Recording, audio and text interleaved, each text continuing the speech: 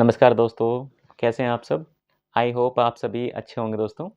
आज की वीडियो में हम बात करने वाले हैं, कभी-कभी ऐसा होता है कि आप किसी भी व्यक्ति को कुछ पैसे उधार दे देते हैं। तो उधार देना तो बहुत एक छोटी बात है। उधार देने के बाद दोस्तों क्या होता है, आप उसको कुछ समय के लिए पैसे उधार देते हैं। उसके बाद जो तय समय होता है, जब वो पैसे लौटाने का वादा करता है इसमें, तो उस तय समय के बाद भी जब उससे पैसे माँग करते हैं, तो फिर पैसे देने में आनाकानी करता है और ऐसे ही आपका बहुत समय बर्बाद हो जाता है। तो ऐसे में आप सोचते हैं कि हमने तो उसके एक मानवता के लिए उसको पैसे उधार दिए थे और वो हमारे पैसे देने में आनाकानी कर रहे हैं। तो इससे आप कहीं न कहीं बहुत ज़्यादा मेंटली डिस्टर्ब हो जाते हैं। क्योंकि एक मेंटली हर्ट होता है दोस्तों कि हमने किसी व्यक्ति को पैसे उधार दिए या कभी-कभी ऐसा भी होता है कि कुछ व्यक्ति किसी अन्य व्यक्ति को ब्याज पर पैसे दे देते हैं। तो उसके बाद जब ना ही तो वो ब्याज देता है और ना ही आपको वो पैसे लौटाता है। तो ऐसी कंडीशन में आपके पास में कौन-कौन से कानूनी उपाय हैं, जिससे कि आप अपने पैसे उसको रिकवर कर सकते हैं? तो उसके बारे में आज हम बात करने वाले हैं। देखो दोस्तों, ऐसी कंडीशन में अगर आप पैसे देते हैं, तो सबसे पहले तो आप प्रयास ये कीजिएगा कि तो उसको पैसे ऑनलाइन फ़ॉर्म से दें या फिर अकाउंट में पैसे दें, जिससे कि आपके पास ट्रांज़ैक्शन आ जाए कि आपका जो लेन-देन हुआ था और आपने पैसे दे रखे हैं।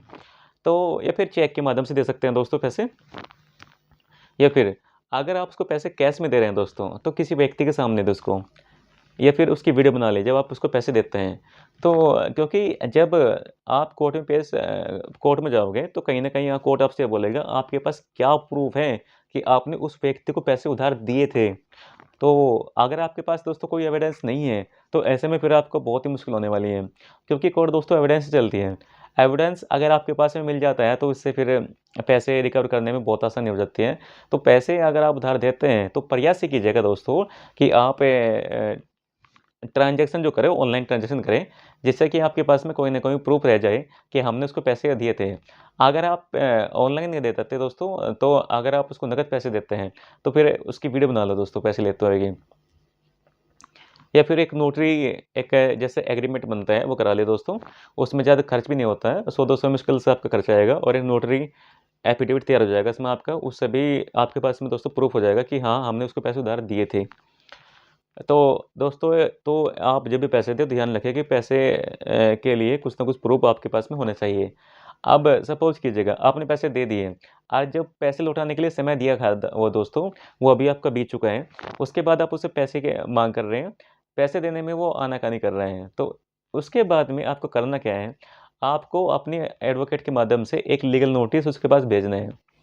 लीगल नोटिस में दोस्तों आप सारी बातें इसमें लिखोगे या फिर अगर आपके पास वकील नहीं है, तो दोस्तों आप लीगल नोटिस का खुद भी भेज सकते हैं। उसको एक डिमांड नोटिस भेजना है दोस्तों कि पैसे की माँग करने के लिए एक डिमांड नोटिस उसके पास भेजने हैं। उसमें दोस्तों इस आपको ये सब बातें लिखवानी पड़ेगी कि हमने आपको सो एंड सो डेट में इतने पैसे आपको दिए थे और आपने इस तारीख पर लौटाने का वायदा किया था। इस डेट के बीतने के बाद भी आपने पैसे नहीं लौटाए और हम कंटिन्यूअसली आपसे पैसे की माँग कर रहे हैं और आप हमारे पैसे नहीं दे रहे और आप की नीयत बेईमानी की दोस्तों हो गई है। अब आप हमारे पैसे नहीं लौटाना चाहते हैं। इसके लिए इस नोटिस के माध्यम से आपको सूचित किया जाता है कि 15 दिन के अंदर आप हमारे जो पैसे थे वो वापस कर दो, नहीं तो मैं कॉम्पिटेंट कोर्ट में आपके खिलाफ में क्रिमिनल प्रोसीडिंग शुरू करने वाला हूँ। तो दोस्तों ये लीगल नोटिस आपको उसके पास सेंड करना है। उसके बाद में जब दोस्तों सेंड करोगे तो आप को ये नोटिस डाक के माध्यम से भिजवाना है, यानी दोस्तों उसकी रजिस्ट्री करनी है आपको। तो उसके बाद में आपको डाक खाने से एक दोस्तों रिसिप्ट मिलती है वहाँ पे। रिसिप्ट यानी रसीद मिलेगी वहाँ से उसको, रसीद को अपने पास से कुछ सेव कर लेना है। उसके बाद दोस्तों, जब उस नोटिस का समय टाइम पूरा हो जाता है, यानी 15 दिन पूरा हो जाते हैं, उसके बाद दोस्तों आपको 316 सब क्लॉज़ 2 के अंदर बीएनएस यानी धारा 316 सब क्लॉज़ 2 बीएनएस में एक परिवाद कोर्ट में पेश करना पड़ेगा। जिसमें सारी की सारी बातें दोस्तों बतानी पड़ेगी कोर्ट में आपको कि हमने आपको सो एंड सो डेट में ये इतने पैसे उधार दिए थे। उसके बाद में आपने हमारे पैसे नहीं लौटाए हैं और इस डेट में हमने आपको एक लीगल नोटिस भेजा। उसके जो कि आपने प्राप्त कर लिए हैं, उसके प्राप्त होने के बाद भी आपने हमारे पैसे वापस नहीं करे हैं दोस्तों। उसके बाद दोस्तों क्या होगा? कोर्ट उस आपके परिवाद पर, उसके कंप्लेंट पर कोग्निजेंस लेगा और आपके स्टेटमेंट रिकॉर्ड करने के बाद में जो अन्य विटनेस होते हैं दोस्तों, उनके विटनेस जो भी उनके एविडेंस है, वो रिकॉर्ड करेगा।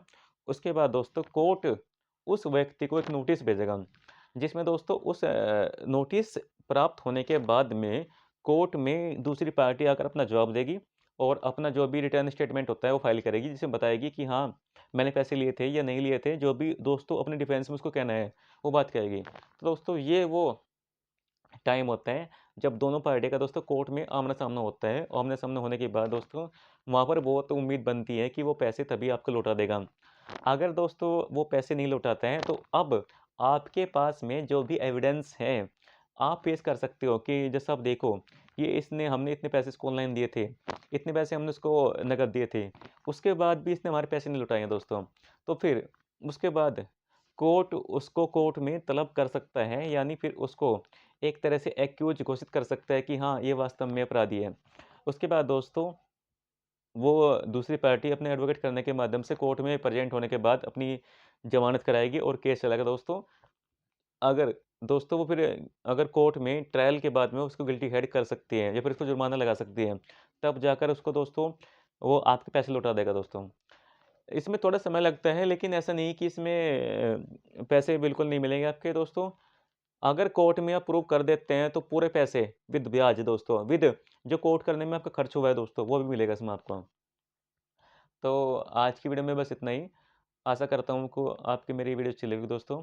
अगर आपको मेरी ये वीडियो अच्छी लगी तो कृपया मेरे चैनल को सब्सक्राइब कीजिए, वीडियो को लाइक कीजिए। धन्यवाद दोस्तों।